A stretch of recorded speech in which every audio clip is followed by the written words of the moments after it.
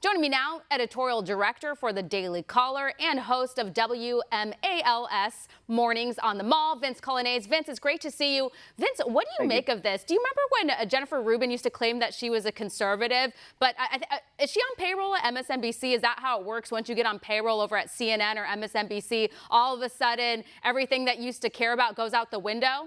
Because money's way more important than the country or our values, the Constitution, America, et cetera. Sure. Yeah, actually, it's funny. I'm glad you said that because I was thinking the same thing as I was listening to that clip. I was like, man, I remember at that point, I'm confident Jen Rubin was still calling herself a conservative columnist. She's since dispensed with that title. I'm not sure why. She's a mediocre writer, and I thought she needed kind of a shtick to continue to work at the Washington Post. I was like, you know what? The conservative thing, that's kind of useful. Use that. Maybe you can stick around. But now she doesn't say that. So I don't think she's long for her job. But she is speaking to something that's real, which is this loathing that the left has for anybody who would dare imagine supporting President Trump because they saw hope in his agenda for themselves. I mean, that amounts to 71 million people in this cycle. People who thought to themselves, yeah, I want to support that guy. That is unbelievable, the wave of support that he got. And for her to sort of dispose of them as being useless, the types of people who shouldn't have careers, the types of people who shouldn't have longevity, who should never find jobs again, that is the exact attitude that got Donald Trump elected in the first place. He was elected to come to Washington to tell pompous, mediocre people like Jen Rubin to stuff it. And now she's mad about it. And that's just not something that conservatives say. And I just think about all the TV hits we've done either together or separately. And this is just, this type of conversation wouldn't be allowed. If you did this on another network, like you would not be allowed to come back and spew this type of hatred against a certain group of people, even politically. Like I would never suggest that Democrats can't work in government again or shouldn't have a teaching job. That's just not how we operate. Why is it that the left is so hateful? And then they get a pass for it. Not only do they get a pass, but they're rewarded.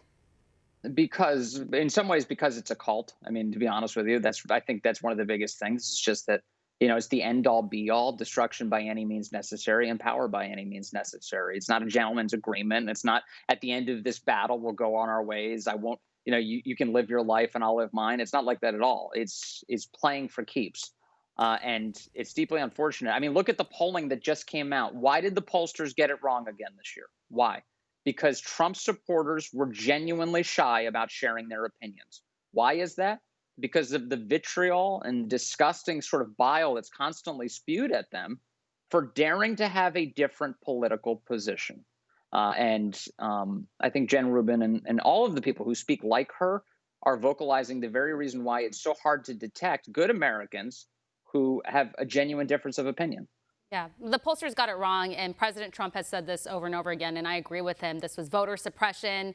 They want to make Trump supporters feel depressed, that it's not worth it to donate money, to go and door knock, to even go out and vote on Election Day because, oh, you know what? He doesn't even have a shot. There's just no way because Biden's going to come in and win in a landslide. It's going to be a blue wave. It's over.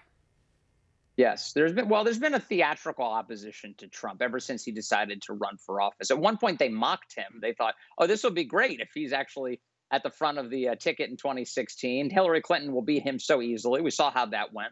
And then it was 4 years of not coming to grips with the reality that Americans saw something in Donald Trump and thought that he would do something good for them.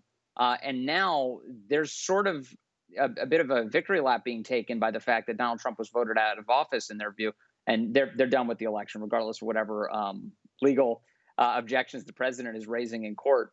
But the truth is, just look at these numbers. Unbelievable number of people voting for Donald Trump. If Joe Biden thinks if Joe Biden does go to the White House come January, he hardly has a mandate for his agenda. This is, President Trump's supporters spoke, I think, pretty clearly last week that they're opposed to the sort of disgusting rejection of normal Americans that they've been subjected to so frequently. Yeah, and it's kind of hilarious to watch the talking heads in the media. They are so dumbfounded the fact that there are so many Trump supporters in this country. They're actually bothered and disturbed by it. And, at the end of the day, I said this election, it's a choice between freedom in this country or socialism. And that's where the Democratic Party is going. And maybe they try to paint Biden off as some sort of moderate. And maybe he was a moderate at some point in his lifetime. But he's not a moderate anymore. Harris is going to run the show. show. She's a radical leftist. She has shown that in the policies that she's implemented and has supported over time. And we know where they're going. We know what their agenda is, and it's terrifying. Really quickly, we saw Michelle Obama chime in on all of this. And she said she's beyond thrilled that her friend Joe Biden and the first Black Indian American woman Vice President Kamala Harris are headed to restore some dignity and competence and heart at the White House our country sorely needs. So it's time to get together. It's a kumbaya moment, even though we think you're a racist, terrible person because you're a Trump supporter. But let's all get together and unite. Even though, we never accepted the election results in 2016. We also, accused the president of being Putin's puppet for so many years. I mean, the list goes on. I don't think we're all going to just come together. In fact, I think Trump supporters are furious. Yeah, that's exactly right. And also, it's like so disingenuous. I mean, Michelle Obama, again, she's known as the, when they go low, we go high. It's such nonsense. It's not true at all. In fact, Michelle Obama is quite often the first person to go low in these questions. And this is an example. That tweet that you cited is a perfect example of it, where she calls for unity and in the very same thread says that Trump supporters have supported racism and lies. It is not a call for unity. That was not what that was from Michelle Obama. And it's disappointing. And in fact, I'll add one more thing to that pile of where the left has gone this week. Today, it was a big day. We saw that Pfizer came out and said that there's a vaccine on the way that has a 90% effectiveness. It's a big deal. And the Trump administration helped get it there through Operation Warp Speed by accelerating how quickly these vaccines could be developed. Joe Biden came out today and talked about the vaccine. And when he did, guess whose name didn't come up? Donald Trump. This is not an effort for unity. The election's over. He could very well have come out and said, hey, I want to give credit to the Trump administration for making this happen, because without them, it would not have happened.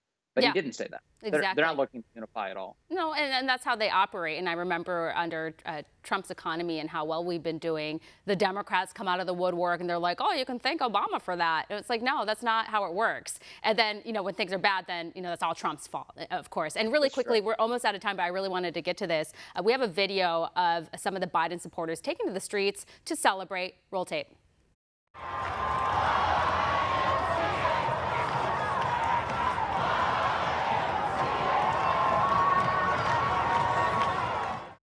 So is the pandemic over? Is coronavirus over? I get that we have a vaccine on the way here, but why don't the rules apply? Are Democrats immune to COVID? Thousands and thousands of people, shoulder to shoulder, some of them wearing masks, some of them not wearing them properly, yet where are all those people that complain about a Trump rally? You know what I mean? Or the people that continue to say we should stay shut down, you can't go to church. Where are those people? Politics is always the most important thing to them. That's it. That's all it is. Politics is the most important thing. And it's true. There really are people who are getting sick from coronavirus and dying from it. And there are various ways to have to tackle that, no question. But when your standards shift so obviously based on the political interests at stake, what you're showing is that you're not interested in public health. You're interested in punishing your political opponents and elevating the people you see as your political allies, and that you don't have a standard at all, actually.